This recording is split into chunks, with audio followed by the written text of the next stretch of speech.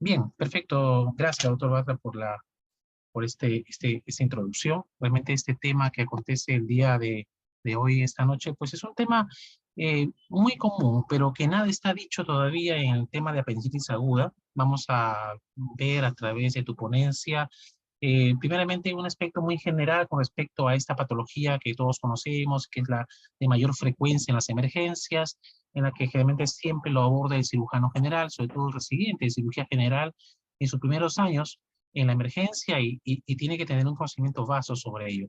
Hay muchas tendencias, va a haber controversias, hay algunas preguntas que vamos a hacernos en el transcurso de esta exposición y que nos llevan a reflexionar sobre qué hacer, si es lo que estamos haciendo, quizás o aplicando en nuestras emergencias, es lo más adecuado o de repente no existe una diferencia significativa en ello y de repente tener y compartir algunos tips con respecto a algunas técnicas quirúrgicas, por ejemplo, o algunos manejos interesantes, importantes frente a esta patología o estos pacientes, ¿no?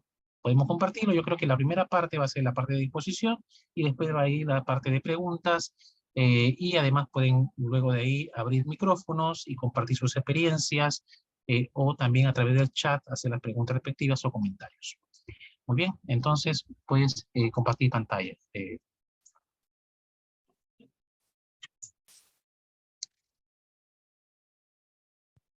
Ok, doctor, sí, vamos a...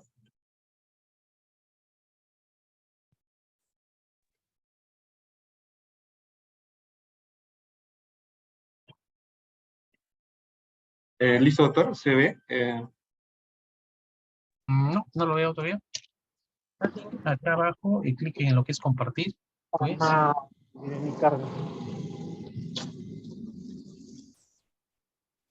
No me permite...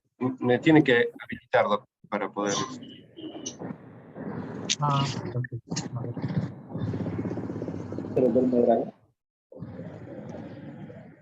Y ahí está Frank.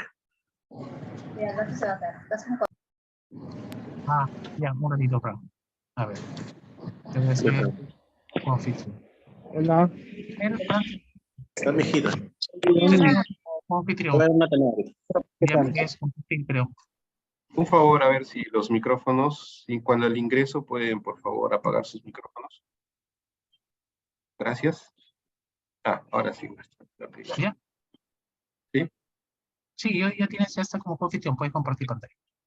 Ya estamos. Ahora sí. Perfecto. Puedes ampliarlo si deseas. Excelente. Bueno, el día de hoy estamos reunidos aquí en nuestro primer Ateneo del año 2023. Soy el residente de cirugía general del hospital de ATE Vitarte. Soy el doctor Fran Bartra Rosby, residente de primer año.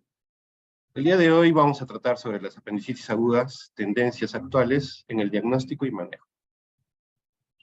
Entonces, vamos a comenzar. Vamos a hablar una pequeña introducción, ¿no? La apendicitis aguda no es más que la inflamación aguda, infecciosa del apéndice cecal, que es un cuadro clínico que es un cuadro quirúrgico abdominal más frecuente, ¿no? En la urgencia, ¿no? Todos vemos, ¿no? Que va más o menos entre un 7 y un 8%. Se presenta generalmente en pacientes entre la segunda y la tercera década de la vida, siendo menos frecuente en los extremos, ¿no? En los dos extremos de la vida.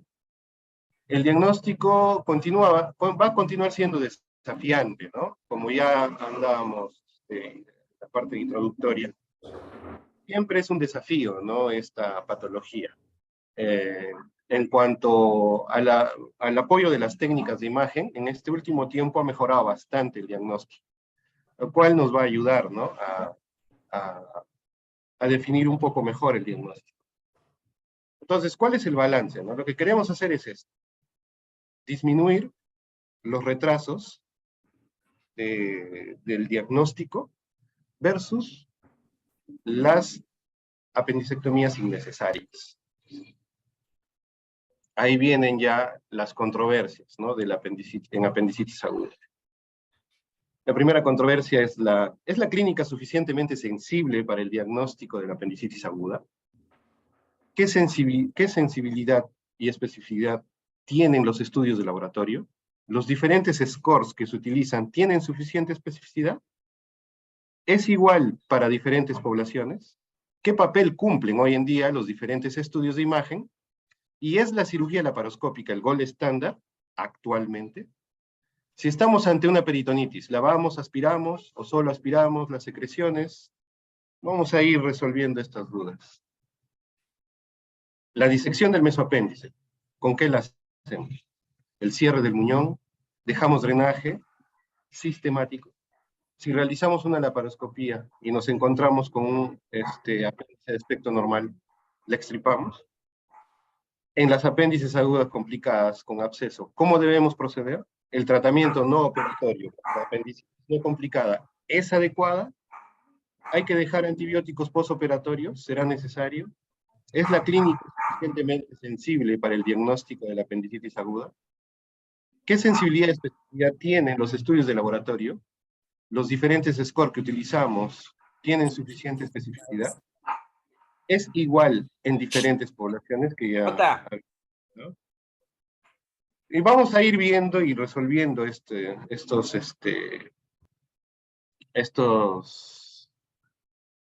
preguntas, ¿no? Bueno, ya habiendo presentado, ¿no?, sobre el apéndice, ¿cuál es la presentación clínica, ¿no? Usualmente, pues, tenemos el dolor abdominal, que inicia usualmente en epigastrio, la migración del dolor, la temperatura, las náuseas y los vómitos. Es una presentación clínica frecuente, ¿no? Un apéndice, ¿no? Dolor en fosa ilíaca derecha. Mientras que en la clínica de apendicitis aguda atípica, vamos a ver que usualmente es la variabilidad en mujeres y en la edad más avanzada, ¿no?, los añosos. El dolor siempre va a estar presente, incluso la anorexia va a estar en un 74%. El retardo del diagnóstico incluso nos va a dar hasta en 24 horas, ¿no? En 48 horas, y mayor de 48 horas hasta en un 7.3. Los síntomas atípicos, en mayor porcentaje, tenemos que es la diarrea un 40%, el dolor en hipogastrio un 25%, y así hasta llegar al dolor en fosa ilíaca izquierda, ¿no?, que también es parte de un síntoma típico. Dentro de los estadios clínicos de la apendicitis, vamos a ver dos tendencias. La primera tendencia que habla es sobre la no complicada, la complicada, pero en la no complicada vamos a tener la no perforada, mientras que en la complicada la gangrenosa o perforada. La sospecha de complicación usualmente es cuando encontramos una masa inflamatoria palpable, ¿no?, que va consecuentemente siempre con deshidratación, alteración hidroelectrolítica y signos de sepsis. En los signos de imágenes que usualmente solicitamos, vamos a ver, ¿no?, en la tomografía. Y los riesgos van a ir aumentando, ¿no?, en el postoperatorio. Ahora, la clasificación del apéndice es la otra tendencia, ¿no? Pero esta es clínico evolutivo versus anatomopatológico. Acá vamos a ver que la apendicitis aguda simple la dividen entre edematosa y flebonosa, y la apendicitis aguda complicada, la gangrenosa, perforada y el absceso pélvico abdominal. Debemos también tener en cuenta que el aumento de la morbilidad es casi de 3.5 a 10 veces, ¿no?, en esta parte. Ahora, el diagnóstico de apendicitis aguda complicada, tenemos que darnos cuenta en el tiempo de evolución, el dolor abdominal, la topografía en más de un solo cuadrante, si es peritonitis difusa, la masa palpable dolorosa, que ya hemos estado hablando, la sospecha de sepsis, el CIRS más el foco, y ahí debemos aplicar definitivamente nuestro Quick SOFA, ¿no? Acá tenemos el cuadro, ¿no?, que podamos ir viendo, ¿no? Si en caso tenemos esto, ya se convierte en una apendicitis aguda complicada, ¿no? Usualmente, por ejemplo, el dolor en cuanto a las mujeres jóvenes, ¿no? Es también un poco complicado el ver el tipo de dolor, ¿no? En caso podría estar embarazada, si hay una patología agregada, es una infección urinaria. Entonces, el examen ginecológico, la beta-HCG, el examen de orina, la ecografía ginecológica y la ecografía transvaginal son importantes para nosotros también poder definir bien, en este caso, el diagnóstico de apendicitis, ¿no? La baja sensibilidad y especificidad por sí solos, en cuanto a los laboratorios, tenemos que los leucocitos con neutrofila mayor al 75% y un PCR de 40 a 87%, con eosinófilos de 53 a 82%. Son los de mayor sensibilidad. Se asocian a los criterios clínicos de los diferentes scores que ya hemos estado viendo, ¿no? O que todos conocemos, ¿no? En este caso, que es Alvarado y que es otros criterios más que manejamos. Las pruebas de laboratorio de la respuesta inflamatoria y los descriptores clínicos de irritación peritoneal y migración del olor son los discriminadores más fuertes y deben incluirse en la evaluación diagnóstica en pacientes con sospecha de apendicitis.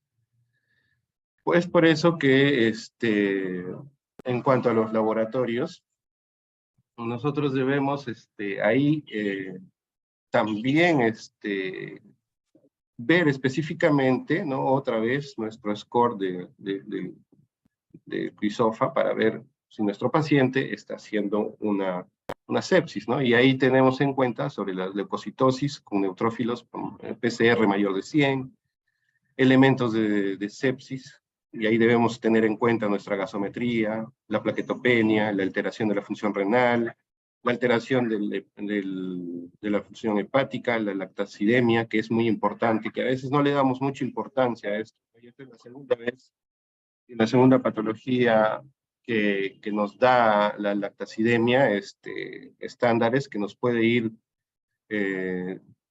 dando el camino para dar diagnósticos, ¿no?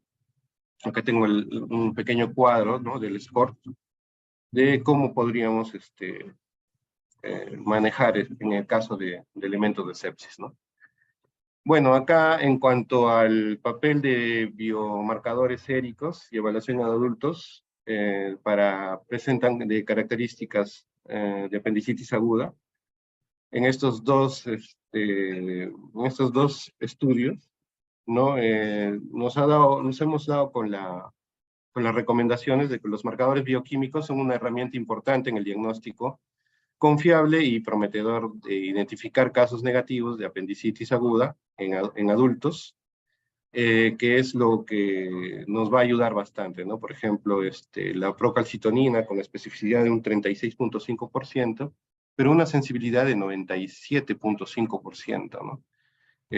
Algunos, creo que en este caso, este examen nos podría ayudar bastante. En cuanto a la clínica de presentación, las escalas diagnósticas, ¿no? Ahí tenemos el Alvarado, el AIR, el Adult Appendix Score, y el pequeño cuadro donde podemos ir viendo, ¿no? De cuándo es lo más recomendable, ¿no? Estas escalas, ¿no? Y que la verdad es que cada escuela, ¿no? Tiene sus diferentes, adopta, ¿no? Las diferentes escalas diagnósticas para su diagnóstico de apendicitis. Pero nos damos con la sorpresa que de ninguno de estos sistemas de puntuación de diagnósticos actuales pueden alcanzar la suficiente especificidad para identificar con absoluta certeza qué pacientes requieren apendicectomía. El diagnóstico puede ser particularmente difícil en los niños y en edad avanzada, en los dos extremos, como veíamos, en pacientes inmunodeprimidos, mujeres embarazadas en edad fértil, por lo que ya anteriormente había referido. Y actualmente los diagnósticos por imágenes han tomado relevancia bastante, ¿no? En la actualidad. Antes no tenían mucha relevancia. En este tiempo nos hemos dado cuenta que los diagnósticos por imágenes están tomando bastante importancia en el diagnóstico del apendicitis. Por ejemplo, dándonos la ecografía, dándonos una sensibilidad de 86% y una especificidad de 84%. Ahí nos podemos dar cuenta cuando un apéndice no compresible, cuando un diámetro está por mayor de 6 milímetros de la pared, y sus cambios en la grasa circundante se pueden notar, ¿no? El aumento de la vascularización y otros signos más que con ecografía podemos diagnosticar, ¿no? Una apendicitis. En cuanto a la tomografía, la sensibilidad es de un 96% y una especificidad de 98%. Si bien es cierto, la tomografía nos lo vamos a dividir en dos tipos, ¿no? De hallazgos primarios y hallazgos secundarios. Dentro de los hallazgos primarios, vamos a ver un diámetro de la pared de mayor de 6 milímetros, un engrosamiento de la pared, ¿no? El realce parietal también que se nota, un edema submucoso, y se logra identificar el apendicolito. Dentro de los hallazgos secundarios vamos a tener un engrosamiento focal de pared cecal, la alteración de la densidad de la grasa periapendicular, que es ya un plastrón, y signos de perforación, ¿no? Como en este caso gas extraluminal, el absceso flemón, el apendicolito extraluminal, y un defecto focal en el realce de la pared.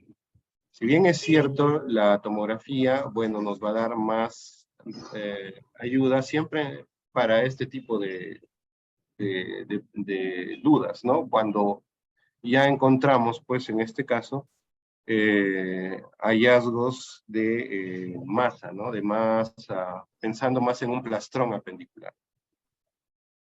En cuanto a la resonancia magnética, la resonancia magnética también es un tema un poco más, la verdad es que aquí en Perú no usamos este método de imagen, porque primero no la tenemos a la mano, ¿no? Segundo, particularmente, la ecografía tendría que ser no concluyente, como estamos viendo acá, más recomendado en niños y en gestantes, ¿no? Con ecografía no concluyente. Ahora, pensando bien eso, ¿la resonancia en algún momento podrá cambiar el manejo del paciente? No creo. Y no posponer pues una resonancia hasta el parto. Entonces, básicamente en el Perú, una resonancia magnética podríamos usar en el caso de niños, ¿no? Niños, embarazadas, para ver lo que es más que nada que no haya irradiación en ellos, ¿no? Pero es un examen que dura aproximadamente 20 minutos, que un niño no sé si podrá estar, pues, o soportará, ¿no? Estar 20 minutos dentro o sea, ahí también hay mucha discordancia.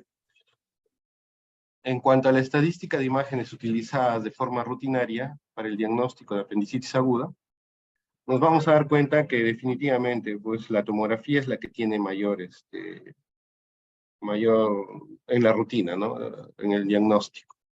Pero no debemos de tener en cuenta que todos en un establecimiento de salud ya de nivel 2-1, contamos con un ecógrafo, ¿no? Donde nosotros podamos específicamente poder diagnosticar, ¿no? Si bien es cierto, muchos cirujanos ahora ya tienen esa práctica, ¿no? De poder diagnosticar, ¿no? También a través de una ecografía.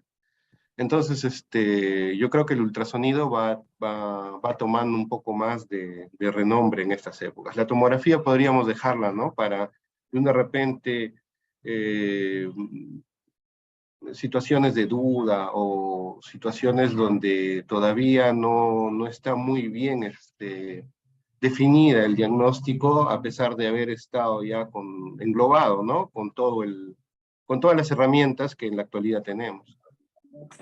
El algoritmo diagnóstico para apendicitis en pacientes adultos, este algoritmo, si bien es cierto, la escala de valoración clínica, si tenemos, pues, haciendo nuestra escala de valoración clínica, es positivo, directamente cirugía, ¿no? Sin dudarlo.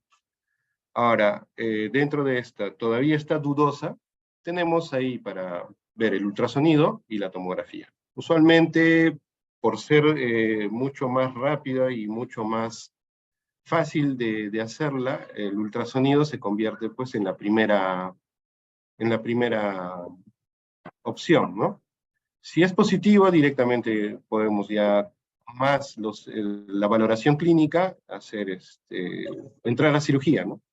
Pero si a pesar de eso todavía tenemos dudas, entonces iniciamos, bueno, la tomografía, o en este caso, observación y tomografía, y si todavía tenemos duda, podemos estar en observación y hacer exámenes, retomar los exámenes, y volver a hacer bueno, si en caso es positivo, la tomografía, entra a cirugía, y si es negativa, descartarla, ¿no? Que es diferente al diagnóstico de apendicitis aguda en situaciones pediátricas, ¿no? Que es un poco más complicado, como podemos ver acá, ¿no? Es un tema más complicado, ¿no? Lo puse acá para ver que no es tan simple el diagnóstico en un pediátrico, ¿no? Debemos tener un poco más de cuidado. En cuanto a las controversias, ¿es la cirugía laparoscópica el gold estándar? Si estamos ante una peritonitis, ¿lavamos o solo aspiramos las secreciones purulentas? La disección del mesoapéndice, ¿con qué la hacemos? El cierre o la ligadura del muñón, ¿dejamos drenaje sistemáticamente? Vamos a tratar de resolver esto. El tratamiento de apendicitis aguda y peritonitis apendicular, ¿no? En el tiempo.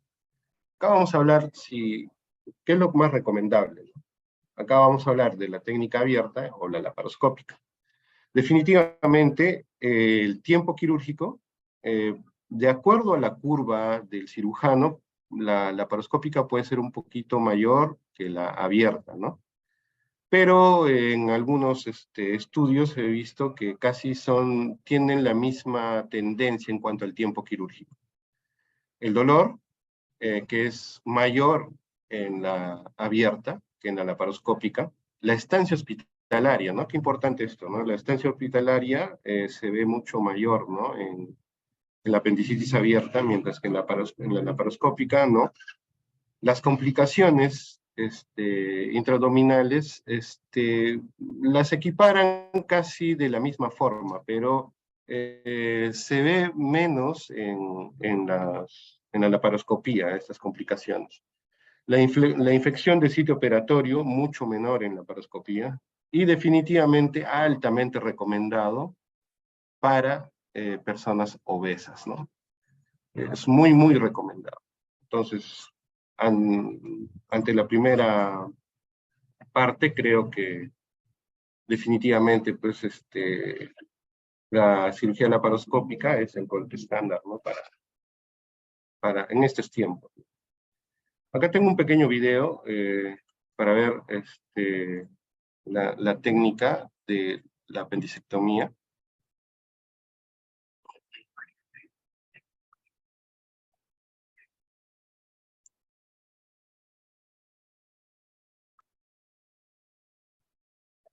Bueno, introducimos la cámara. Y empezamos primero a ver el trocar, ¿no? La introducción de los trocars. Bajo visión. Antes de esto se examinó a ver los pozos, en este caso, para ver si hay líquido dentro.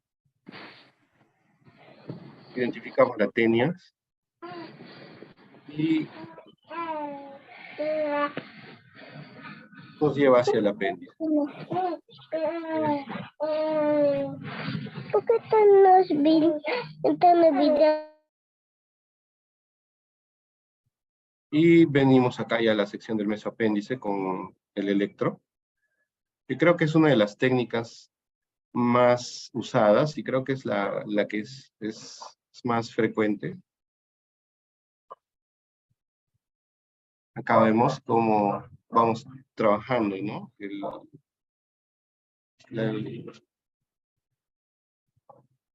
El mesoapéndice.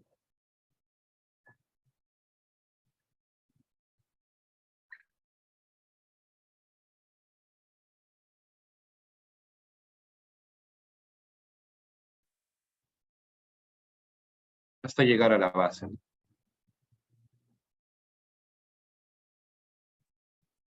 Trabajamos en el otro extremo. Hasta llegar a la base igualmente.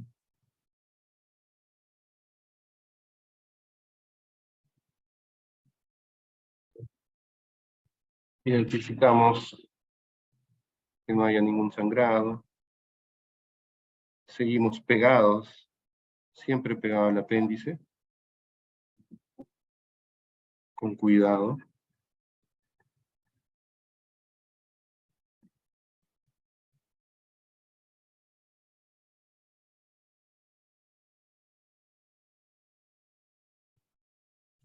Y procedemos a ligar el apéndice. En este caso se va a usar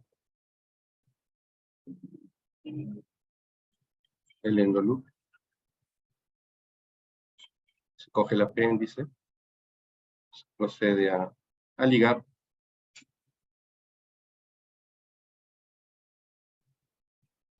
Identificamos la base.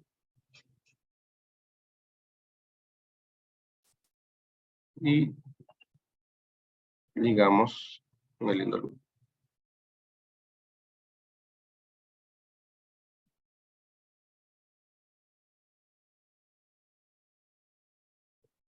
Creo que es una técnica más práctica, más rápida.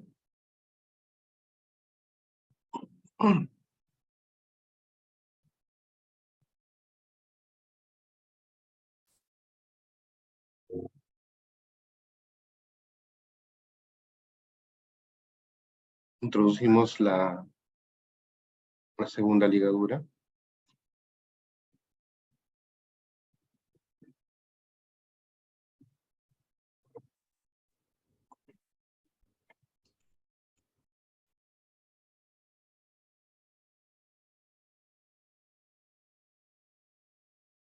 Y procedemos ya a retirar el apéndice con, bueno, en este caso se está usando una ligadura más del apéndice con el endoloop.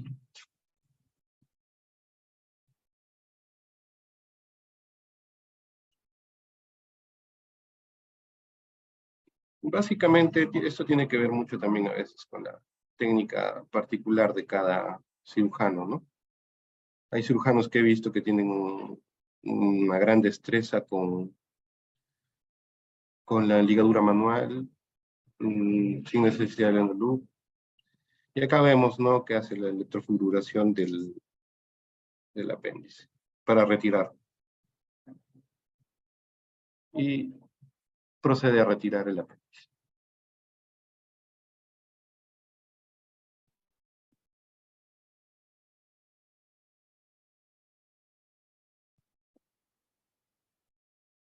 A través del trocar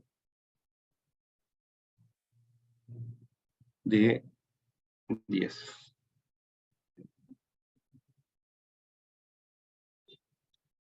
Y ahí tenemos nuestro apéndice. Ingresamos para verificar que... y acá viene, ¿no?, la otra controversia, ¿no? ¿Es necesario usar el lavado, no es necesario usar el lavado.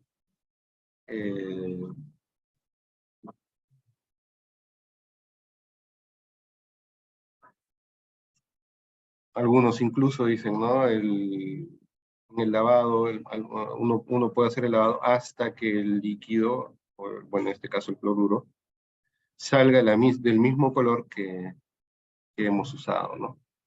Nos procedemos a retirar los trocars bajo visión y nos retiramos y se culmina con el procedimiento de la apendicectomía laparoscópica.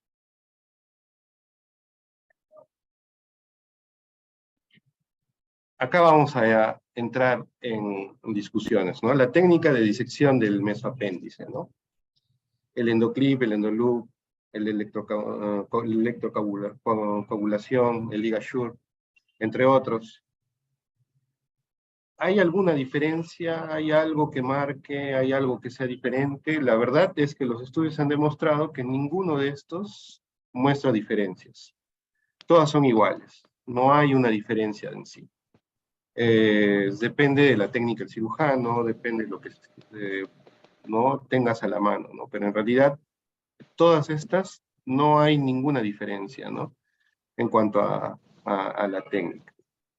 Lo que sí es que el uso de la grapadora en necrosis de base se ha visto en algunos estudios que es mejor que hacer el caso, ¿no? Nosotros acá en Perú usamos bastante la técnica manual, ¿no? En este caso, ¿no? El uso de grapadoras es mucho mejor en necrosis. Ahora, aspirar o lavado y aspirado. La verdad es que lo que se usa es, lo que deberíamos hacer es solamente aspirar. Ya no, el lavado está contraindicado. Bueno, en este caso no creo. El drenaje está recomendado, el drenaje ya no está recomendado. Entonces, según los estudios, no es recomendable dejar drenajes. Acá, por ejemplo, quise poner en este video cómo es que en este caso usan las grapadoras, ¿no?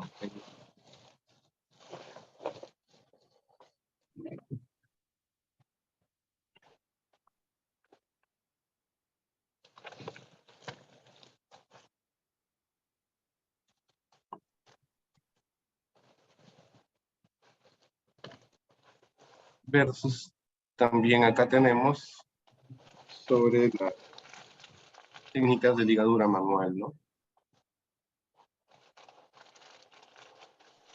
Acá podemos ver.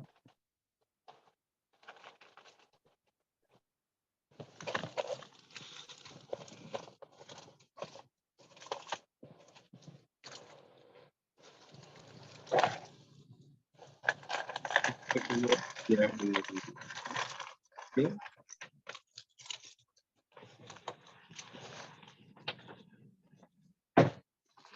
Y hace el nudo, el primer nudo, gira el trocar, el primer nudo, y inmediatamente puede hacer el segundo nudo.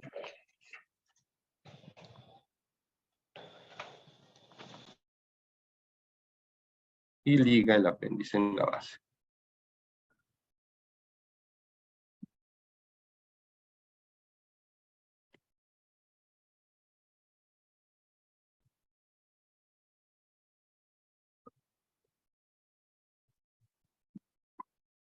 Podemos ver como la destreza, ¿no? del cirujano para hacer el segundo nudo.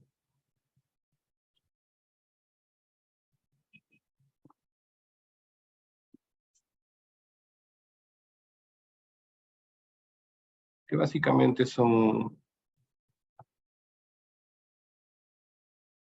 unos que iremos adquiriendo, ¿no? Con destreza quirúrgica cada vez según la curva como estemos avanzando.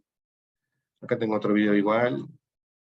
Y nos vamos a ver ya apendicitis complicada con abscesos, de cómo debemos proceder. Bueno, en el tratamiento, el plastrón y el absceso apendicular es el dilema quirúrgico, ¿no? porque, bueno, aumenta este riesgo, ¿no? Por distorsión anatómica, por la inflamación, por todo estos conglomerado que lleva.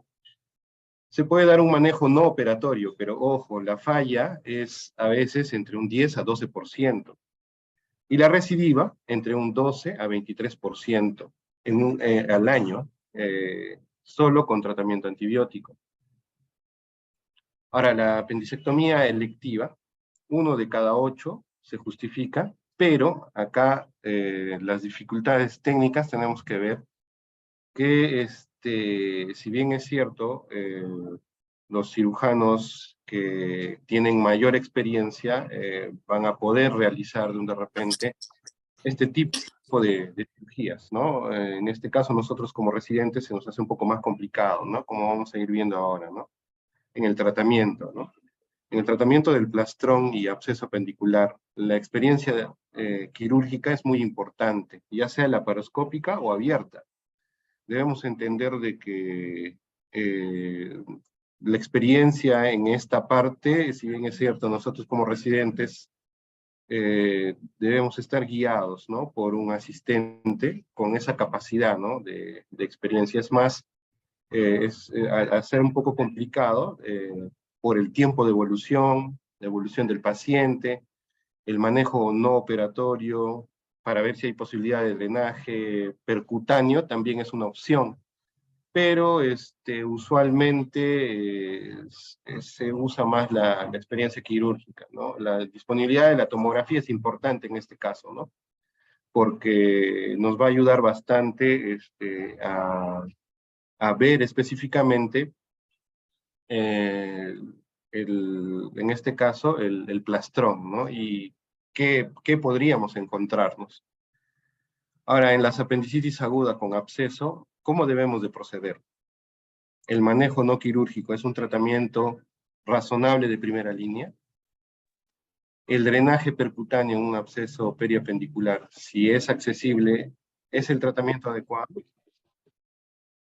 En las apendicitis agudas complicadas con absceso, de primera línea el manejo es no quirúrgico, no es antibiótico.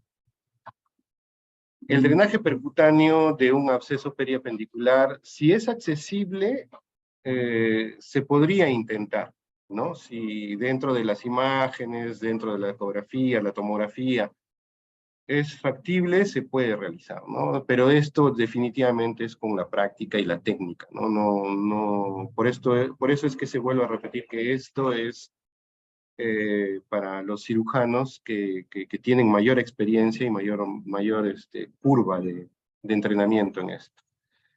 El manejo quirúrgico es una alternativa en manos experimentadas, por eso en este tipo de casos, ¿no?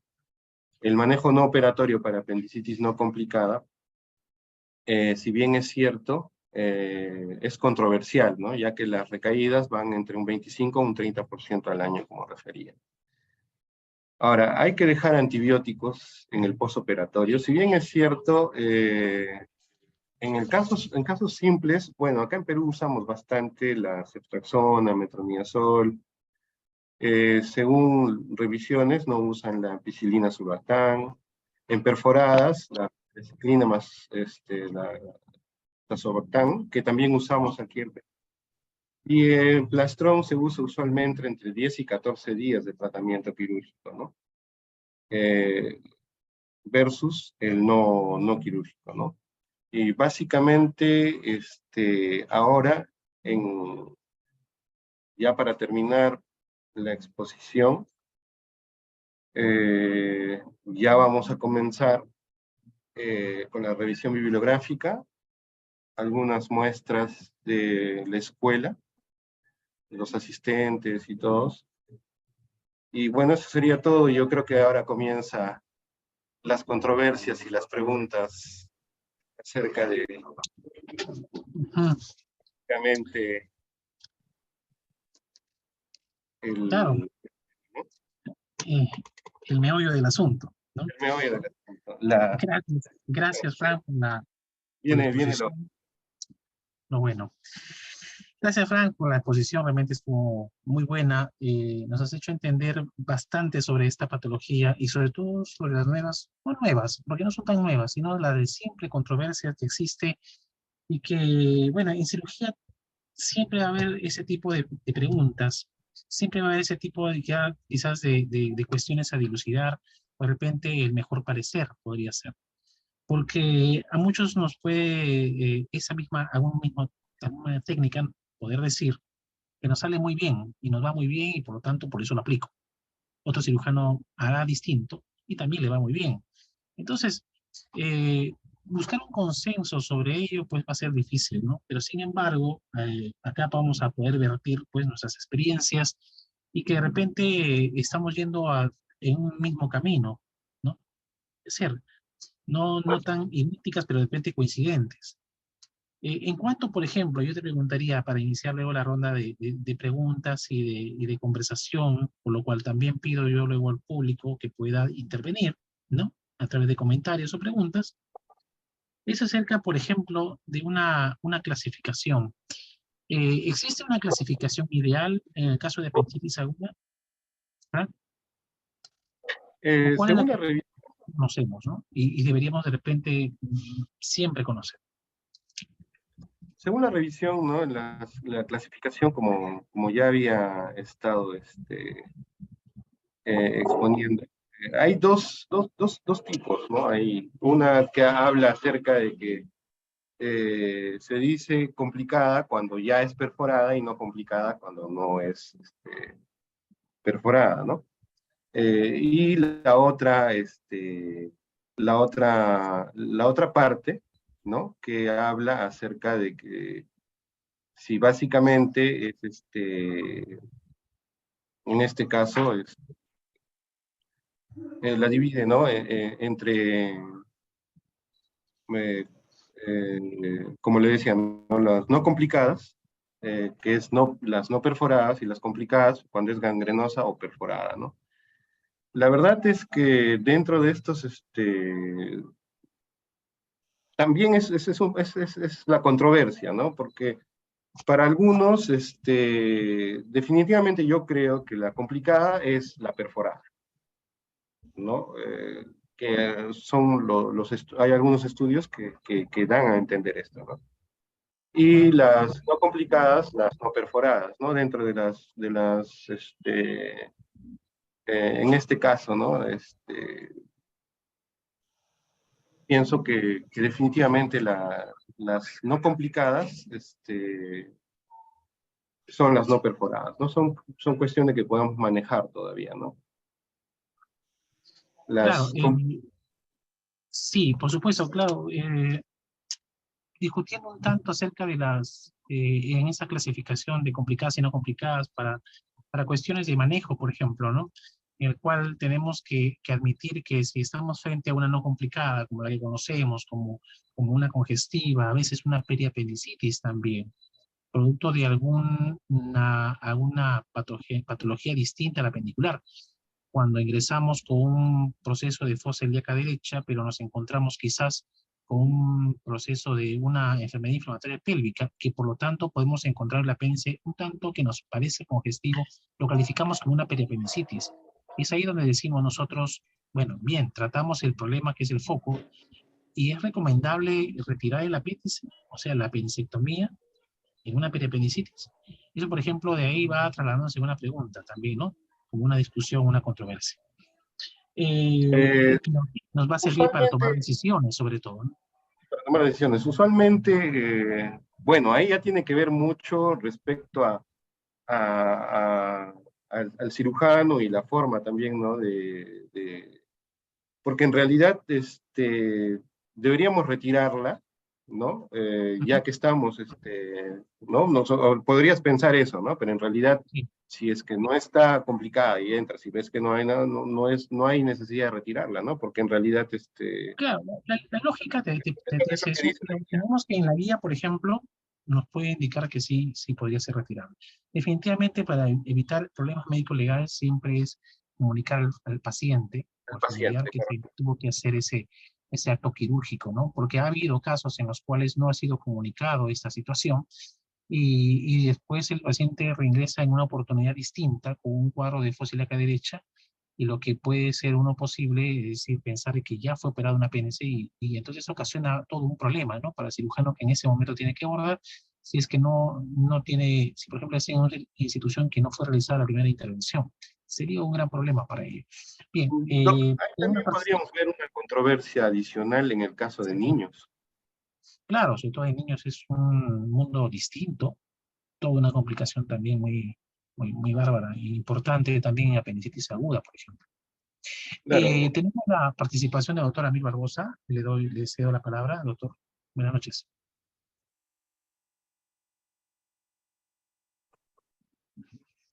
Doctora Mil, ¿puede participar?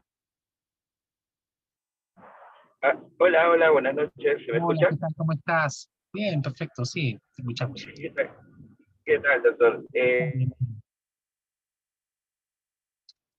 Bueno, quería agregar lo que mencionaba sobre lo complicado y lo no complicado, ¿no? Acá la pregunta es bastante sencilla. O sea, Frank menciona que lo complicado es cuando ya está perforado. Sin embargo, esto ya es algo más histológico, ¿no? Si nosotros nos vemos al tema histológico, vemos que una apendicitis complicada, vamos a ver que realmente es cuando ya hay afectación de la capa serosa, y esto usualmente se da, obviamente, cuando ya, o sea, hay necrosis. Entonces, cuando ya hablamos de una apendicitis necrosada, es porque obviamente ya se afectó la capa histológica de la serosa y ya hablamos de a partir de aquí hacia adelante en que sea complicado. No, básicamente es ello, es ya más histológico. Ya muchas veces hay controversias en lo que hablamos de complicado es porque la posición, la forma, de cómo se pudo disecar, etcétera, ¿no? Eso ya es diferente, sino que acá hay que tomar en cuenta que cuando hablamos de una clasificación y nos metemos al tema de complicado y no complicado, básicamente es por la afectación serosa de la capa histológica del apéndice. Ujú, claro. La microperforación que se da en la apéndice necrosada, ya de hecho hay una translocación bacteriana, se considera también igual como en la perforada dentro del grupo de las complicadas, ¿no? Sino que a veces de repente podemos en algún momento entender que una necrosada podía no estar dentro de la complicada cuando sí lo es. Y es así pues justamente que cuando para ello va también el manejo de antibiótico terapia, sobre todo también el tratamiento quirúrgico enfocado en la complicada, ¿no? Vemos, por ejemplo, y saliéndome un poquito aparte y tomando las apéndices necrosadas, que en algún momento lo clásico era que las apendicitis agudas necrosadas, el manejo era, claro, la extirpación del apéndice, el manejo de la base y la herida abierta y drenaje a veces. Un drenaje quizás de seguridad, no podía mencionar, pero la herida era abierta. Y hemos visto en la tendencia de hace bastantes años a la actualidad de que las heridas son cerradas, generalmente se hace un secado, si es que hubiera algún líquido, y obviamente eso condiciona que el paciente, claro, salga con una herida cerrada y incluso el alta es precoz, a veces 48 horas, ¿no? Algunos pueden recomendar hasta 72 horas, casi como que si es alguna apéndice complicada, ¿por qué darle una alta temprana como si fuese una no complicada? Si estamos frente a aún todavía una complicada, tenemos que respetar esas 72 horas quizás. Con respecto a ese punto, no sé qué opinas, Amir. ¿Se me escucha? Bueno, con respecto a ello, muchas veces vemos que pacientes con apendicitis con peritonitis localizada, con la peritonitis difusa, básicamente, nosotros, bien es cierto, estamos dando de alta bastante rápido. Tenemos ahora un movimiento de pacientes bien rápido, porque la mayoría de pacientes lo estamos operando por vía laparoscópica. Bien es cierto, se ha visto en la guía de Jerusalén, la que estaba comentando Frank, ¿no? La de 2020, se mencionaba el uso de drenaje y no uso de drenaje. Básicamente, lo recomendable es no usar drenaje, ¿no? ¿Por qué? Porque estos aumentaban ya un porcentaje mayor. Habían grupos que se establecían desde 2017 y 2016 en adelante, ¿no? De pacientes que usaban drenaje en pacientes con peritonitis difusa localizada, ¿no? Y tenían el 14%, ¿no? de recurrencias de infecciones de sitio operatorio, o perdón, de infecciones de sitio operatorio, mientras que los que no usaban drenaje pasaban a un 8% de infecciones de sitio operatorio. Muchas veces no sabemos que hasta nuestros propios cuerpos comportan o básicamente establecen como cuerpo extraño a esos tipos de drenaje, a los que puedan usarse, puede ser tubular, activo, puede ser laminar, ¿no? Bueno, activo o pasivo. Entonces, la tendencia actual es el no uso de drenaje. Y justo aclarando y viendo el tema, lo que mencionaba Frank hace un momento, sobre el lavado y el no lavado también, hay estudios desde 2016, 2017, que ya no es necesario el uso, el lavado, porque no mejoraba, no mejoraba la probabilidad de hacer infecciones de sitio operatorio, ¿no? Entonces bastaba con solamente la aspiración y succión de las zonas donde se encontraban los pozos de líquido de secreción purulenta. Entonces, a lo que vamos, ¿no? En la actualidad no se usa drenaje, y bien lo hemos visto en nuestro hospital, que estamos trabajando bastante con ello. Pacientes con peritonitis generalizada, localizada, ¿no? O difusa, o pacientes que sean con apendicitis necrosada o que tengan accesos apendiculares, que hayamos hecho una buena succión, que hayamos hecho un buen aspirado, realmente no hacen infección de sitio operatorio, no hacen y por vía laparoscópica. Y como ya lo mencionaba hace tiempo, ¿no? Ya la parte de la cirugía abierta se ha ido, digamos, desplazando por la cirugía laparoscópica bastante, por lo menos en nuestro hospital, ¿no? Y eso lo estamos viendo mucho. Ujú. Bien, sí, la cirugía laparoscópica, y en algún momento se decía si podía representar el gold estándar en cuanto al manejo de la apendicitis aguda, ¿no? Yo creo que el protagonismo de la cirugía laparoscópica desde la década del 80, 90 a la fecha, pues ha tenido un gran auge y una gran amplitud en todas las patologías. Si estamos hablando solo de apendicitis aguda, pues actualmente sí, constituye la principal digamos, técnica quirúrgica para poder abordar esta patología. Pero aún todavía, claro, la cirugía laparoscópica en algunas regiones del país aún todavía en tanto está rezagada, o de repente solamente lo pueden usar, ¿no? Bajo ciertos casos, en ciertas condiciones. No está completamente, digamos, generalizada. En las capitales, por ejemplo, y hablo acá ya en nuestra realidad, pues la cirugía laparoscópica está casi en un 100% tratando esta enfermedad, la cual nos da bastantes ventajas con respecto a, como ya mencionó el doctor Frank, ventajas de menos dolor, menos tiempo hospitalario, incluso podría ser también menos tiempo operatorio, ¿no? Menos tiempo operatorio. Y sobre todo también nos permite tanto evitar esa cirugía clásica o el corte frente a patologías con dudosa característica. En el caso de la paciente en edad reproductiva, paciente mujer, de repente algunos pacientes que puedan tener una patología media típica, pero que la cirugía laparoscópica, si es que antes entramos, por ejemplo, a una ecografía dudosa, o de repente una tomografía que no nos pueda dar una señal, o que de repente no contamos con tomografía y vamos de frente a una laparoscopia diagnóstica terapéutica y podemos ahí resolver el cuadro, ¿no? Sea un cuadro appendicular, o de repente encontrarnos con alguna otra patología. Los extremos de la vida sí resultan ser de mucho cuidado. Ahí tenemos que ampliar mucho lo que es estudio de amnesis, estudio de examen físico, algunos estudios clínicos importantes. Y la TAC, por ejemplo, en cuanto a apendicitis, tiene una razón de ser y tiene algunos casos selectivos.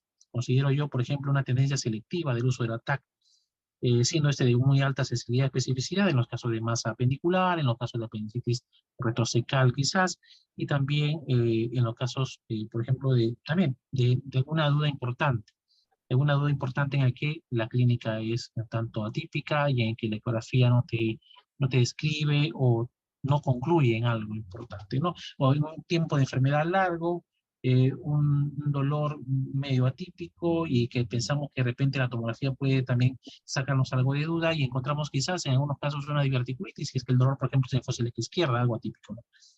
Y así como esos hallazgos podemos encontrar. De eso ayuda mucho la tomografía. Sí.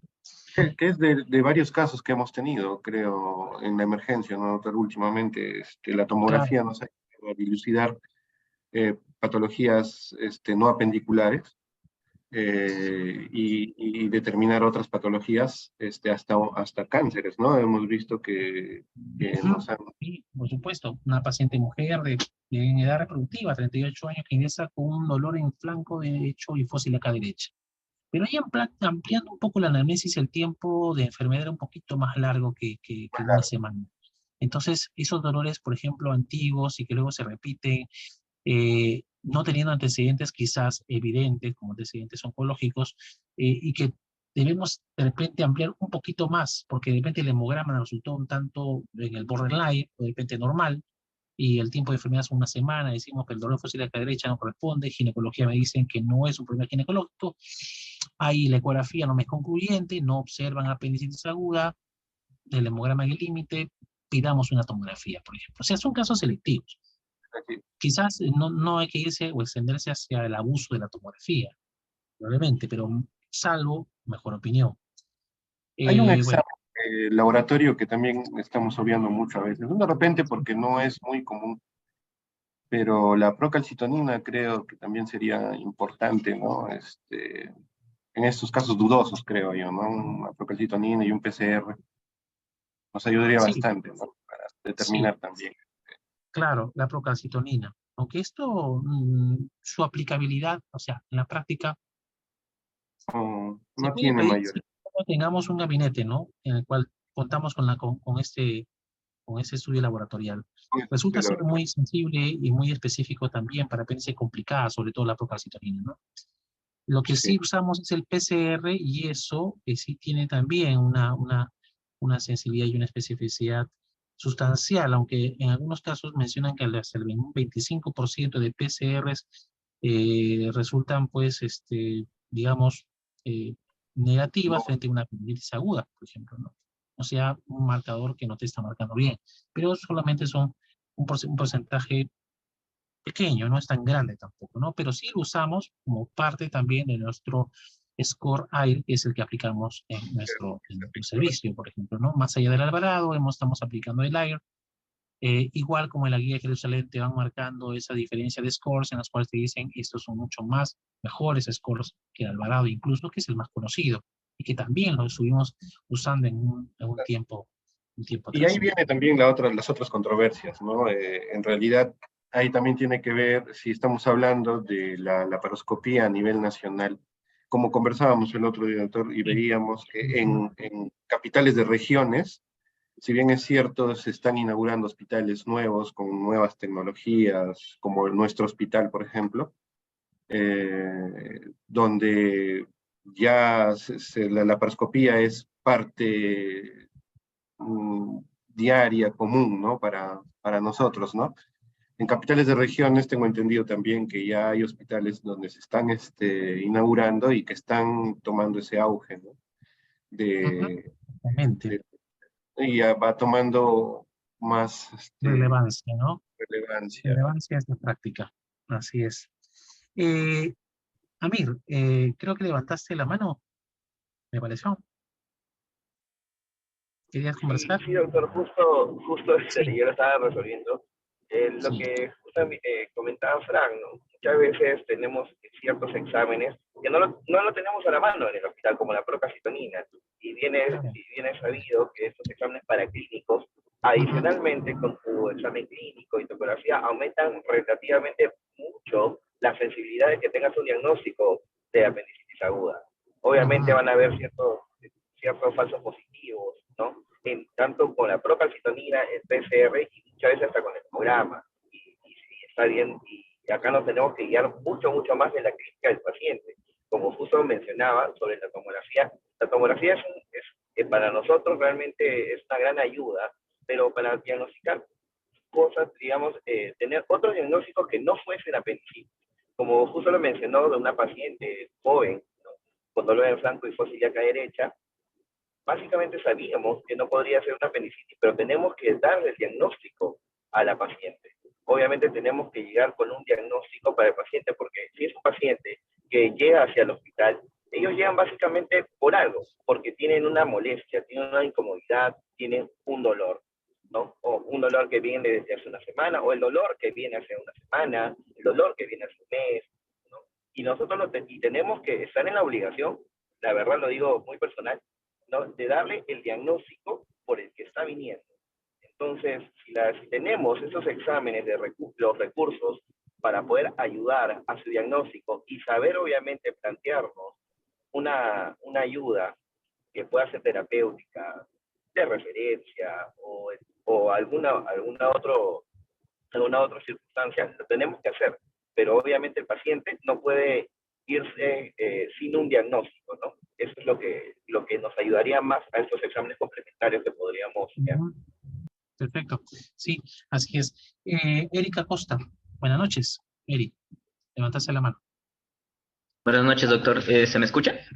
Sí, por supuesto, Eri. Buenas noches. Muchas gracias por la invitación al Ateneo de... No, usted está contigo. Creo que hay muchas cosas que comentar respecto a la patología de apendicitis aguda, ya que es un diagnóstico, si bien es cierto, no es muy complicado, pero también un diagnóstico que puede llevarnos a muchas sorpresas. Yo soy residente de primer año de cirugía general del Hospital Carlos Alcántara, el seguro, y así como comentó el doctor Amir Barbosa, nosotros también tenemos algunos recursos limitados respecto a los exámenes auxiliares. ¿Por qué? Porque al menos procalcitonina nosotros no tenemos. Pero, sin embargo, lo que nosotros al menos realizamos cuando nos interconsultan pacientes de medicina general, y es algo que ocurre siempre en nuestra emergencia, la mayor parte de las veces es que cualquier dolor en fosa ilíaca derecha o cuadrante inferior derecho, sea cual sea la posible etiología, lo mandan de frente a cirugía.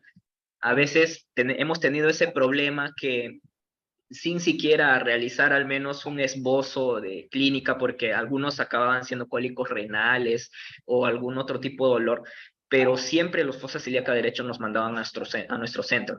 Sin embargo, mi participación radica en la importancia de no solo tratar de hacer el diagnóstico rápido, sino realizar un diagnóstico preciso, de la cual nosotros nos agarramos de lo que dice en la guía de Jerusalén, que menciona que el paciente, una vez esté admitido en un centro de salud, podría esperar 24 horas. En el caso hipotético de que tenga una apendicitis aguda en curso, no habría un aumento, un empeoramiento de la morbimortalidad en ese paciente dentro de las primeras 24 horas, por la cual, al menos en nuestro hospital, nosotros tomamos, ¿no?, lo que llamamos la calma diagnóstica, en que podemos esperar al menos el tiempo de, si es que es una ecografía dudosa, poder tomar una tomografía. O valernos de la evolución clínica en 6 horas o 12 horas y hacer los controles de laboratorio, evaluar si la clínica empeora para, sin necesidad de imágenes, programarlo para sala. Y hemos tenido esas situaciones. Al menos, por ejemplo, en nuestro hospital no contamos con tomografía a las 24 horas contrastada. Tenemos 24 horas, pero sin contraste en la noche, y ecografía no tenemos en la noche. Si tenemos pacientes, por ejemplo, que vienen con un abdomen agudo a las 2, 3 de la mañana, y es una clínica dudosa en la cual no podemos pedirle una imagen, lo que hacemos básicamente es hospitalizarlo en observación, pedimos unos exámenes de control y evaluamos en unas 6 a 8 horas para ver si el paciente realmente tiene una evolución clínica que pueda indicar que puede ser una apendicitis. Y que en el caso hipotético que puse en el ejemplo, 2, 3 de la mañana, lo hospitalizamos, la ecografía ya podría estar disponible a partir de las 7:30, entonces ahí nosotros ya estamos teniendo al menos algún tipo de herramienta en la cual nosotros nos podamos ayudar. Como experiencia, comento el caso que hemos tenido, bueno, nosotros como nuestro centro de referencia es el Rebagliati nos refiere pacientes con RQ1 o 2 para operarlos nosotros, pero hemos tenido sorpresa entre unos 2 o 3 pacientes, no estoy criticando el hospital, sino lo comento a manera de experiencia, que eran pacientes que tenían exámenes, tomografía que decía informada con apendicitis aguda, y nosotros entrábamos a sala de operaciones y era un SAS, no era una apendicitis, ¿no? Entonces, y por la otra parte, teníamos pacientes que no tenían la clínica, que en las imágenes no veíamos algo concluyente, pero había evolución tórpida, y cuando entrábamos a sala de operaciones había una apendicitis ahí establecida. Entonces, básicamente, en mi primer año de residente todavía yo sigo concluyendo en que aún el diagnóstico de apendicitis aguda, si bien es cierto, es algo que tiene varias herramientas, clínicos, laboratorial, imagenológico, aún así está sujeto a un porcentaje mínimo de falsos positivos o inclusive falsos negativos, ¿no? ¿Qué ha pasado? También hemos tenido una experiencia con un paciente que se le dio de alta, porque no tenía nada y regresó, ¿no? Y era una apendicitis y ya había perforado, ¿no? Entonces, básicamente aún sigue evolucionando todavía las herramientas diagnósticas. Algo que también quería comentar es la diferencia de manejo.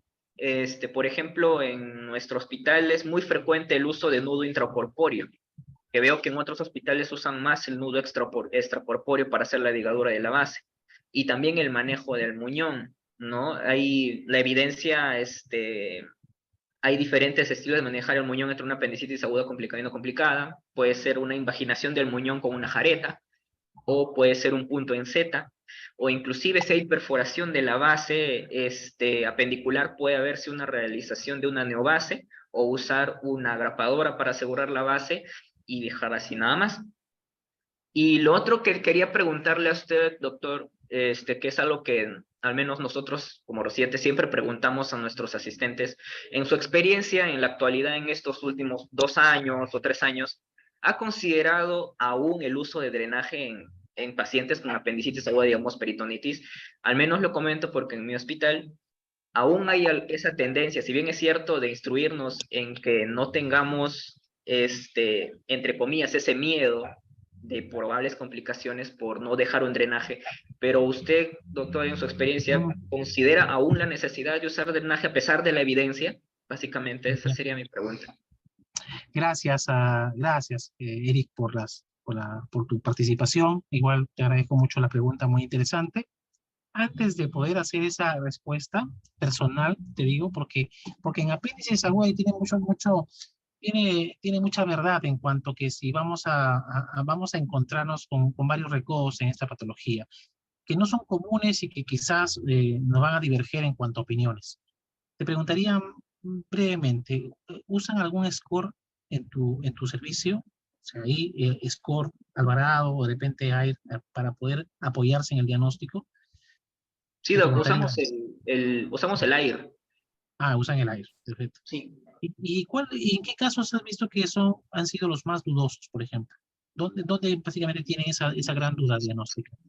¿En qué casos de repente ¿Respecto una al característica? puntaje o respecto a los No, hallazgos respecto intraóseos a los que... hallazgos clínicos, al examen físico, la anamnesis, de repente grupo etario o de repente mayor en mujeres en edad reproductiva o en niños o en ancianos? Los casos más dudosos que hemos tenido han sido en los extremos de edad, que hemos tenido el que dimos de alta por un adulto mayor, y en mujeres jóvenes. Claro. Básicamente eso. Básicamente eso.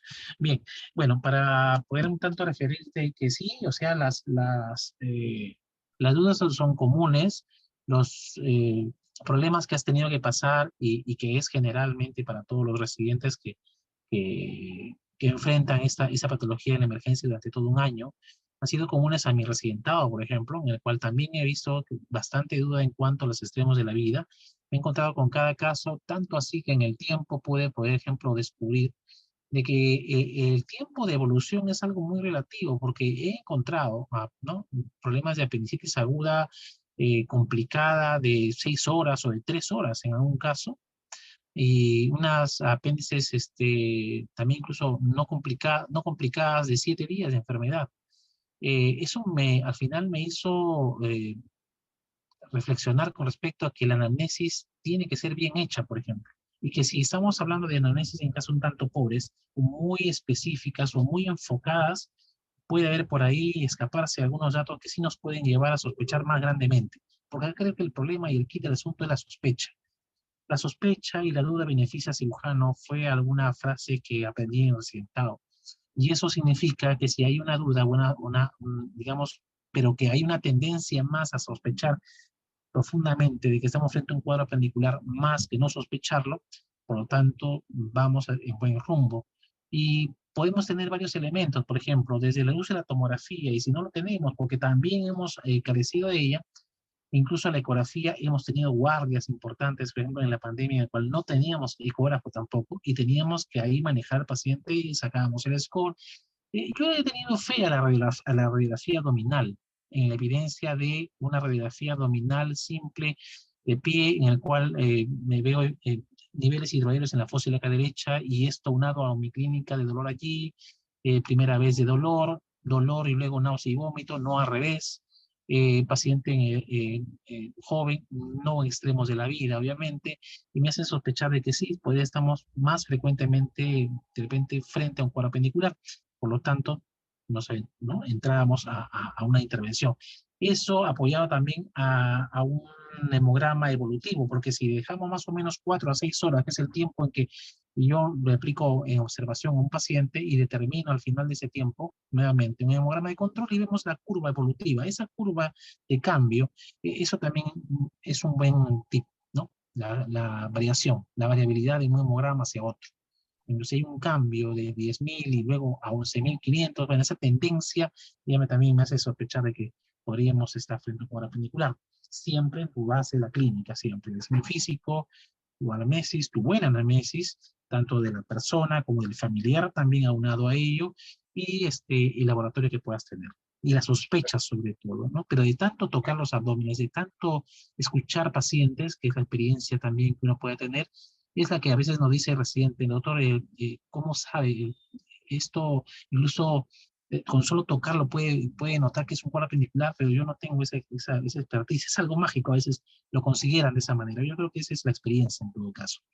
Y frente también a la pregunta que me dice si usamos drenaje, yo personalmente todavía sigo teniendo digamos, esa actitud de que si estamos frente a un cuadro de peritonitis generalizada o una peritonitis difusa, si hago ese aspirado, puedo hacer un lavado local, le dejo un drenaje de necesidad.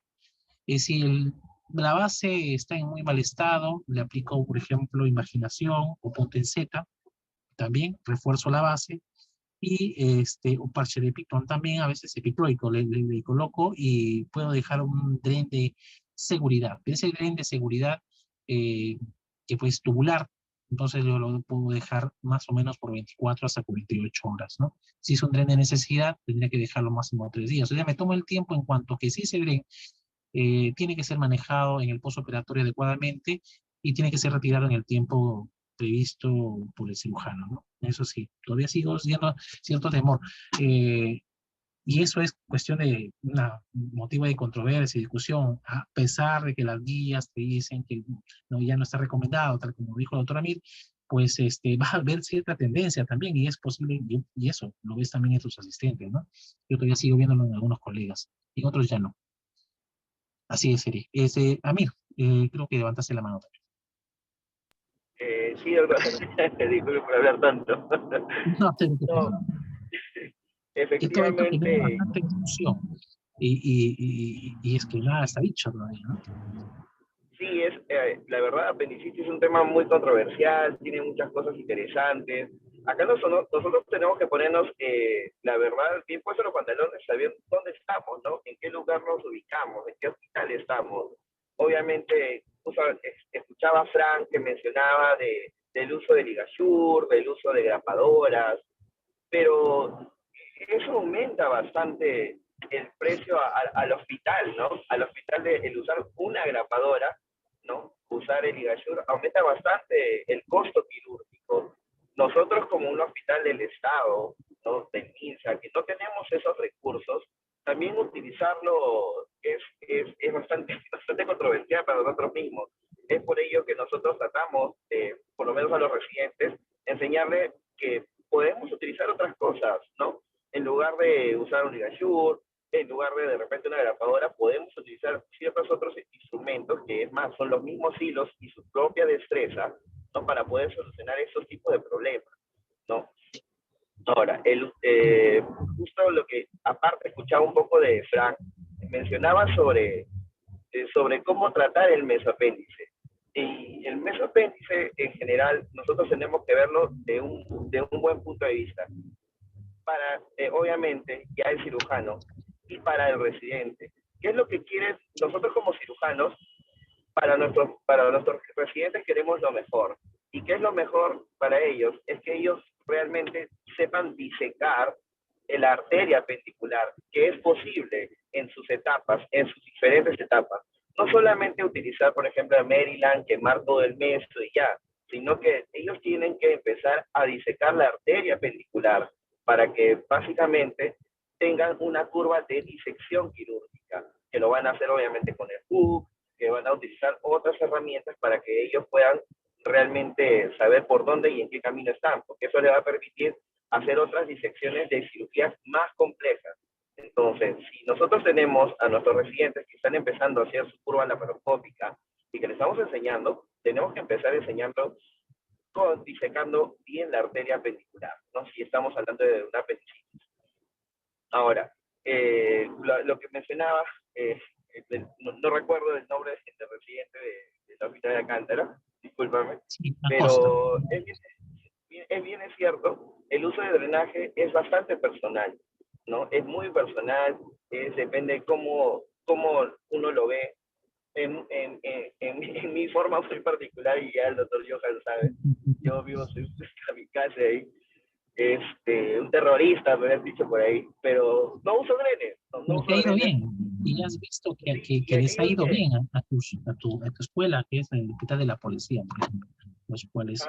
Por ejemplo, sí, hay bases perforadas, ¿no? Bases perforadas, que hacemos suturas, y van muy bien, y van bastante bien, ¿no? Y aunque parezca gracioso, realmente no hemos tenido en ese aspecto pacientes con infección de sitio operatorio. Bueno, ojalá no lo tenga todavía, pero no lo hemos tenido, y eso va a ayudar bastante a la curva de nuestros propios residentes, para que sepan que muchas veces no es necesario el uso de drenaje.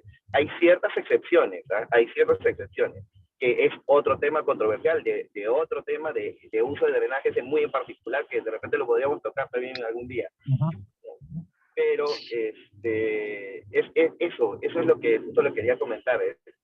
El hecho de no usar drenaje no quiere decir, yo soy mejor cirujano que tal persona que no usa drenaje. No, para nada. Es lo muy personal de cada uno, y lo que estamos yendo a tendencia, ¿no? Y la tendencia es el no uso de drenaje en muchas ocasiones. Lo otro, como te comentaba, tenemos que ver en qué hospital estamos y qué recursos tenemos para poder hacerlo, y hacerlo de la mejor forma. Siempre tratar de usar lo mínimo para poder hacerlo mejor, ¿no? Para tratar de hacerlo mejor con lo mínimo que podamos tener. ¿Por qué? De repente estamos en un sitio que tengamos todas las herramientas del mundo, absolutamente el instrumental quirúrgico, hasta armónico, bipolar, lo que tengas, pero que quizás ahora tú termines, ¿no? De repente no te quedes en Alcántara, de repente hay otros sitios donde quizás a veces ni siquiera hay no hay ni siquiera un buen hook, ¿no? Hay un hook pelado que te trae, entonces tienes que tratar de repente, en lo posible, acomodarte con las pequeñas o las pocas cosas que puedas tener, para que empieces a tener una mucho mejor curva, y eso lo he visto bastante en nuestros residentes, ¿no? Que bueno, ya se les he dicho, han mejorado bastante, los he visto, están operando mucho mejor, ¿no? Y eso les va a ayudar con el tiempo. Tienen que entrenar bastante, hacer su trainer, ¿no? Y empezar a hacerlo, ¿no? Ahora, lo otro que estaba comentando el doctor Franz también, sí, ¿no? El dolor postoperatorio que tiene una apendicitis por cirugía laparoscópica es bastante menor que una cirugía abierta.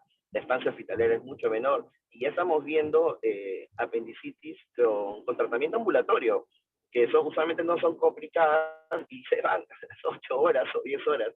No me peguen, por favor, no me peguen, pero y van bien, y están yendo bien. Entonces también podemos ver que hay cosas que estamos adaptando en nuestro hospital, que están yendo bien los pacientes, y eso va bien, ¿no? Para nosotros. Y vemos otros tipos de los límites que teníamos están aumentando, ¿no? Estamos aumentando más la aspiración que podríamos tener como hospital y como servicio, que todos lo estamos haciendo muy bien, ¿no? En ese aspecto. Y lo último, para mencionarte, el hecho de que, por ejemplo, tengas en tu hospital de que no haya pacientes con apendicitis, eso es malo. ¿Qué significa? Que no estás teniendo un diagnóstico muy precoz o estás teniéndolo muy tardío.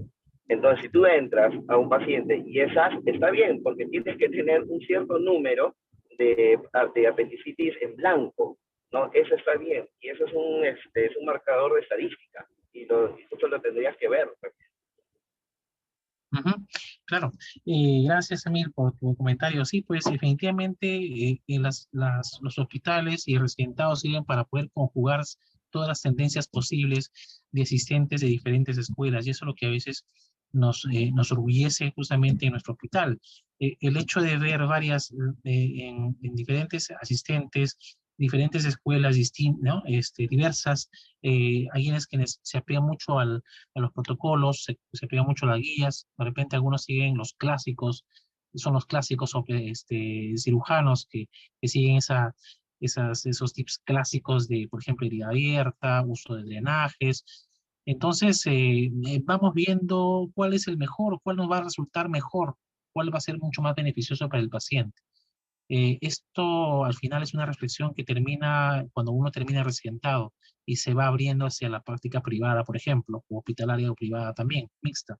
Y es que ahí, por ejemplo, vamos a ver la gran necesidad de, cuando estamos afuera, no tener de repente lo que estábamos, cómo lo aprendimos en el aspecto hospitalario. Nos va a faltar algún hilo, nos va a faltar algún instrumento importante o interesante o importante, y tenemos que adaptarnos a esa realidad. Y ahí es donde usted es digamos, el reto del cirujano. Con respecto, por ejemplo, al manejo de la base, yo preferentemente uso el nudo extracorpóreo, ¿no? Hago mi nudo de Raeder y con eso aplico el lazo a la base apendicular. Algunos lo hacen, he visto residentes que están propendiendo más a hacerlos intracorpóreo, ¿no? Generalmente yo entiendo en pos de poder tener esa práctica de hacer esos nudos intracorpóreos. A veces aumentan un tanto el tiempo operatorio en minutos, pero que es parte de la curva de aprendizaje y que quizás sea necesario hacerlo. José Lavao, el doctor José, residente primer año también de nuestro hospital, ¿no? José, ¿qué tal? Buenas noches, coméntanos. Buenas noches, doctor. ¿Qué tal? Un gusto saludarlo. Buenas noches a Gusto. todos los participantes. Frank, muchas gracias por tu exposición. Está muy buena. Me has utilizado bastante. Bueno, algo que quería agregar, nada más para no quitar mucho tiempo. Si bien están hablando de muchos exámenes preoperatorios, ¿no? Para poder llegar al diagnóstico preciso, algo que también quisiera haber agregado, ¿no? Que es muy pedido y creo que está en todos lados, porque hasta en postas está, es un simple hemograma, ¿no? Que muy aparte de ver el tema de si hay o no leucocitosis o cuánto tiene de valores de leucocitos en sí, nos podemos basar también en un índice, que lo podemos sacar del mismo hemograma, que es el índice de neutrófilos leucocitos, ¿no? Que básicamente es una división de los porcentajes de los segmentados sobre los linfocitos en porcentaje y que normalmente en un cuadro en el contexto, ¿no? de un cuadro de apendicitis aguda tiende a haber linfopenia, ¿no? O sea, menor a 20% de linfocitos. Entonces se hace esa división y normalmente si es mayor a 4%, si se sospecha de una apendicitis aguda, y si es mayor a 7.5, una apendicitis aguda complicada. Esto también es un poco variable, ¿no? He leído artículos en el cual utilizan, de acuerdo a otros países, ¿no? Ese índice a veces lo clasifican a números un poquito más altos, por ejemplo, algunos lo consideran ya como a 5, o sea, como un porcentaje de 5 ese índice, como apendicitis complicada, otros a 6, pero nosotros acá utilizamos como 4 como apendicitis y 7.5 como complicada, ¿no? Eso quería agregar también como parte de llegar un poco al diagnóstico, ¿no? No te hace el diagnóstico, pero te orienta un poco, definitivamente. Claro, claro, sí, gracias José por tu comentario. Exactamente, eso lo hemos revisado incluso ya en el posoperatorio, ya en una ronda de piso hospitalario, en el cual nos ponemos a calcular esa relación entre neutrófilos y linfocitos, y en la mayoría de pacientes nos llega a ligar esta relación, más de 4 para un diagnóstico de apendicitis y si luego más de 7, una complicada, ¿no? La linfopenia, por ejemplo, la he visto en muchísimos casos, y me resulta, por ejemplo, tendencioso también y de mucha ayuda cuando estamos en una duda diagnóstica, ¿no? Y eso en la emergencia, o sea, sí es aplicable, sí es replicable, hay tesis sobre ello, hay bibliografía también sobre esto, y entonces estamos actuando sobre evidencia. Y eso es bueno, todo lo que pueda sumar. El uso, por ejemplo, de la escala de Alvarado, pero en este caso el PAS pediátrico, también existe un score en el cual también nos puede ayudar, orientar, entendiendo siempre que las guías, los protocolos, sobre todo las guías o los scores son, digamos, una guía predictiva, predicen, pero no van a determinar, porque lo que al final determina es la mano del cirujano, el oído del mismo cirujano, es decir, la anamnesis y el examen físico, ¿no?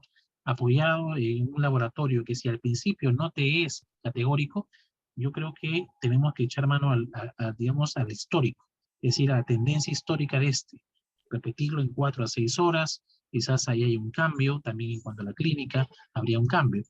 De medicina nos van a llegar, y nos llegan siempre interconsultas de fosiliaca derecha, muchas veces nos dicen apendicitis aguda, y bueno, el cirujano va a tener que filtrar. Filtramos ello y vamos a encontrarnos con EPIs, con itus, digamos hasta quistes lúteos hemorrágicos, embarazos ectópicos, a veces diverticulitis, incluso de la región cecal también hemos encontrado hasta adenocarcinomas mucinosos en el colon derecho, y que simularon un cuadro apendicular, ¿no? Pero en este caso, específicamente, estos casos ya tenían también en la historia del paciente cierta duda, porque no era un cuadro agudo, era un cuadro que ya había sido de forma repetitiva, y bueno, pues había cierta tendencia. Y como nada está dicho en cirugía, como siempre digo, entonces vamos a atendernos siempre a enfrentarnos a esos casos que nos van a sacar un tanto del esquema que tenemos. Es parte de la medicina, creo yo, ¿no?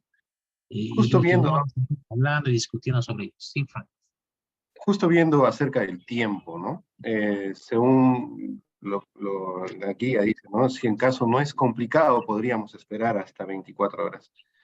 Pero en una apendicitis complicada creo que no tenemos mucho tiempo. Más bien tenemos en el más corto tiempo definir en sí este diagnóstico para pro del paciente, ¿no? Porque ya ahí podemos ver, por eso hablábamos incluso de, de lo que es la, la clínica, ¿no? Atípica, atípica, y definir bien, incluso si un paciente ya con sospecha de sepsis, este paciente ya debe ingresar a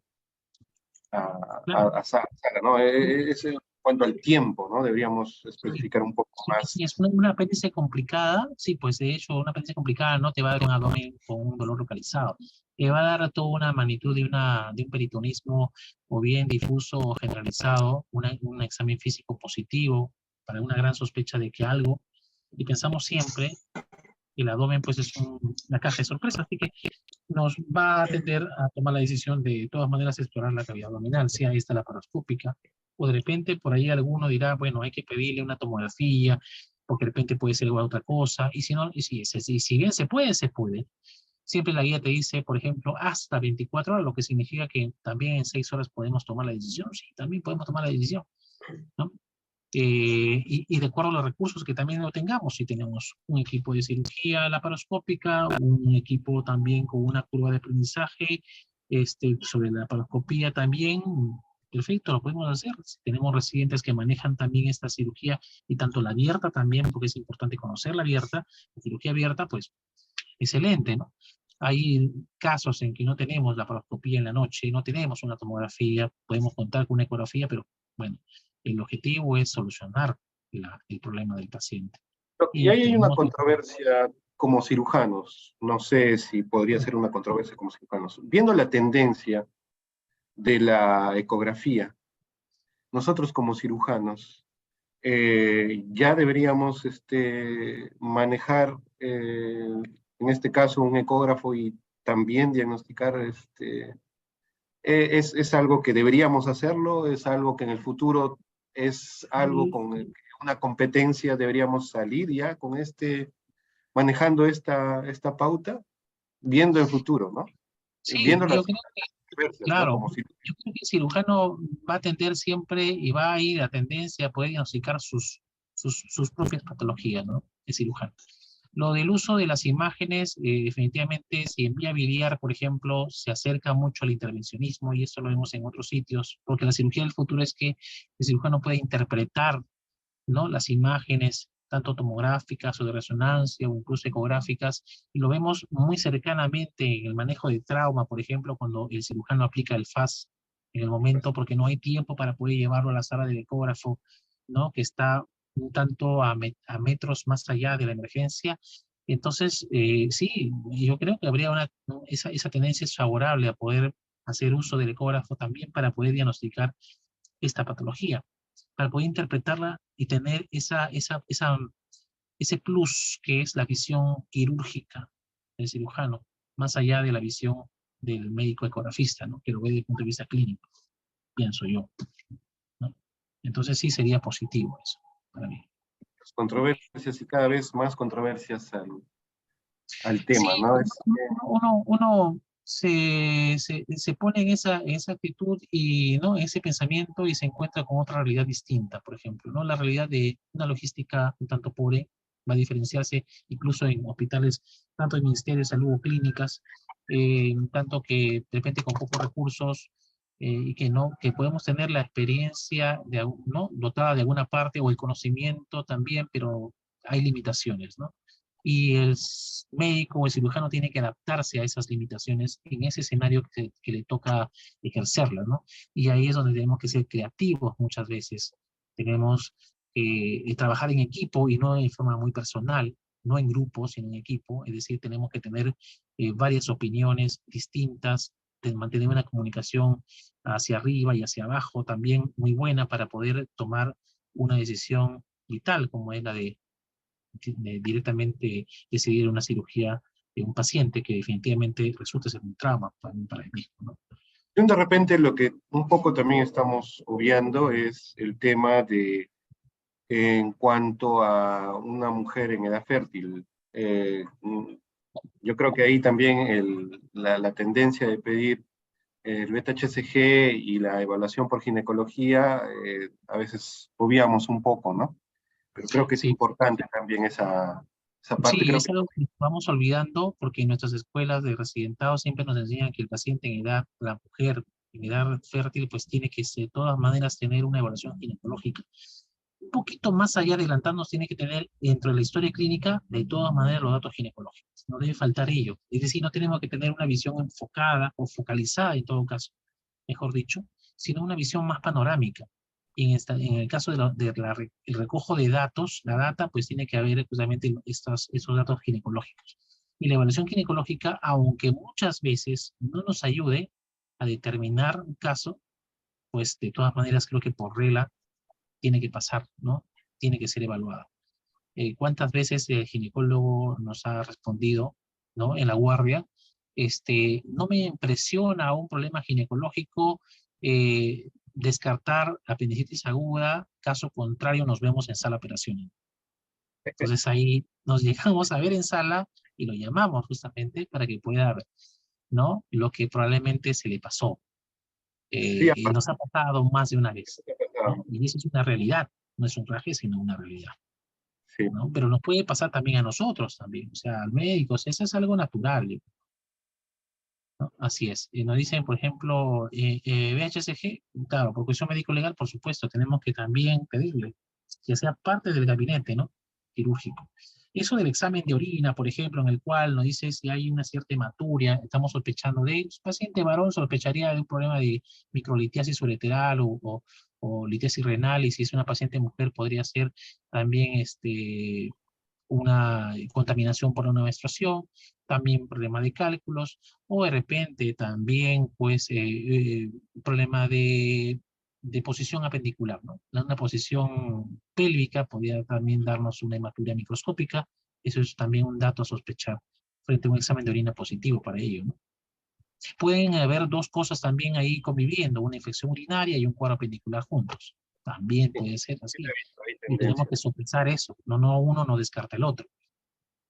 Más allá de que la ecografía te diga no concluyente, yo creo que para mí la ecografía nos sirve solamente para poder ver la magnitud de la complicación. Si la ecografía me niega, lo que predomina en mi caso es lo que me dice el paciente, la historia clínica, que es clásica, el clásico dolor en la madrugada, dolor al amanecer mayormente, y que luego se agrega náusea y vómitos, la característica del vómito, y que luego el dolor migra a fosa ilíaca derecha. Ahí tenemos también dolor en un solo tiempo, eso no descarta, y también hiporexia que puede aparecer, ¿no? Entonces esa historia clásica más el examen físico con un dolor en fosa ilíaca derecha que no ha sido manejado con metamizol, ¿no? Porque muchas veces el paciente en medicina nos interconsultan ya con una analgesia y eso nos va a desorientar más todavía. Tenemos que preguntarle al paciente antes de examinar si se ha recibido analgésicos y qué tipo de analgésicos también. Entonces, si es positivo en los dos casos, tanto de análisis y examen físico, ya me está orientando muchísimo, ¿no? Al cuadro clínico. Queremos Claro, tener entonces, mayor posición en el diagnóstico, ya le aplicamos un score más favorito que podamos tener, al que tenemos más confianza y también le aplicamos. nos ayuda mucho. Claro, no solamente en el hecho de las interconsultas de medicina, ¿no? Llegan pacientes directos, ¿no? Con haberse tomado medicamentos en farmacias, ¿no? Directamente Claro, tratados por ellos, donde también a veces no refieren ni siquiera dicen qué medicamentos han tomado, pero que al final nos retrasa un poco en el el diagnóstico. diagnóstico, ¿no? Así es, amigo. Bien, bueno, si hubiera algún comentario más antes de poder concluir esta excelentísima reunión, que me parece que de apéndice uno puede hablar uno toda la noche.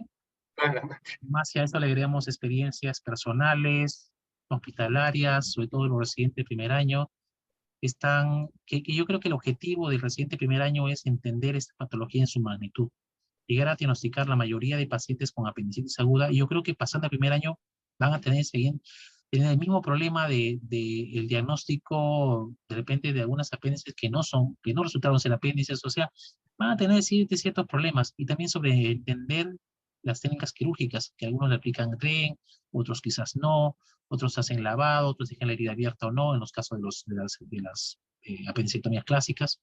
A ver de todo acá.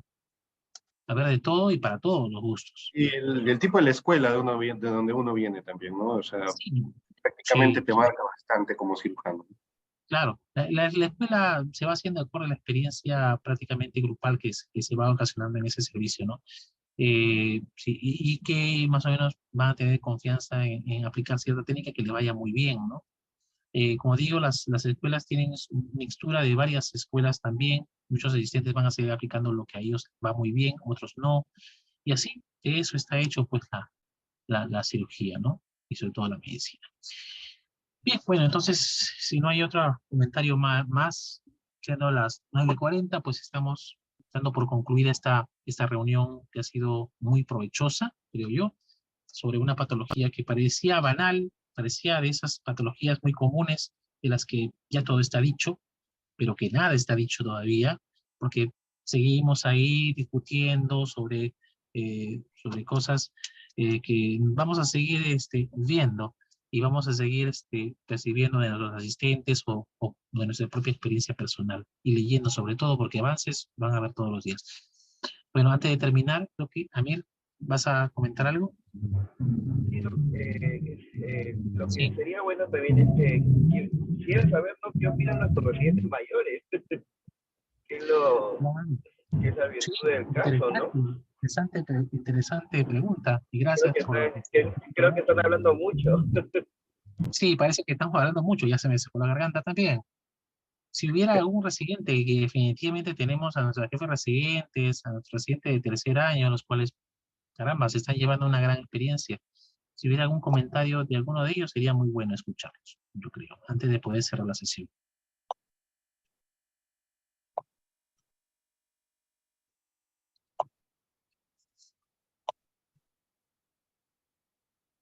Bien, bueno. Ya. Frank, tus palabras finales entonces. Bueno, el tema bastante controversial, como usted dice, bastante tendencia a uno como cirujano ver y recopilar lo mejor para poder al final diagnosticar en pro del paciente, ¿no? Lo más rápido, sin retrasos. Y bueno, agradecerle a usted, maestro, por esta oportunidad, agradecer a todo el panel que estuvo con nosotros. Una tertulia bastante amplia, como dice usted, podemos seguir hablando del tema durante toda la noche. Y bueno, agradecer a todos los presentes, ¿no? Que estuvieron con nosotros acompañándonos esta noche y supongo que estaré invitado para otra oportunidad. El doctor Amir también agradecerle por estar presente, un gran maestro, siempre pendiente de nosotros también. Agradecerle a él, agradecerle a todos los asistentes que también siempre nos andan formando, ¿no? En pro de la escuela y de nosotros, ¿no? Como residentes. A usted, maestro, igual agradecerle. Y bueno, ya despidiéndome, ¿no? Para otra oportunidad, volver a tocar otros temas. no tan controversiales de repente, ni tan amplios, porque creo que me tocan los más amplios, siempre son los más controversiales, y que toman Por mucho alguna tiempo.